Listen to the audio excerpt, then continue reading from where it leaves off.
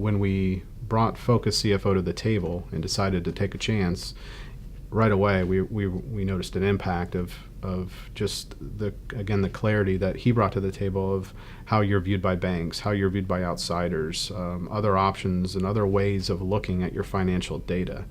That was incredible. When Focus CFO is meeting with your executive team, they don't bring an agenda. They're not biased to anything. So at our level of management, usually opinions matter. People have their agendas. People have their understanding of how things work.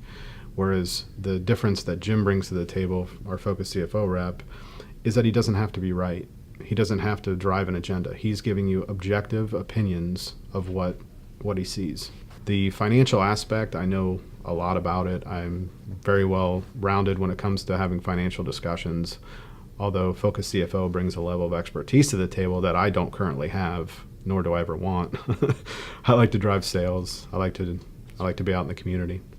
Focus CFO has a great reputation among all my professionals that I work with. Jim's here on site every week, and he can stay current to the current problems that we're having. He can continually evolve those meetings that we have from a financial aspect of how do we produce better financials? What are we missing? What are things that we're not looking at? He's able to dive a little deeper than just an advisory panel. And he's able to just keep a level head. He's able to bring solutions and suggestions to the table that I can't get from my advisory panels and I can't get from my executive team. It's not because they're not equipped.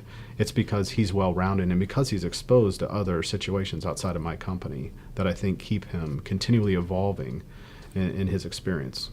I recommend Focus CFO to everybody I talk to. Focus CFO has taken a lot off my plate, and that's essentially been a great help to steer this company in the direction I want to take it.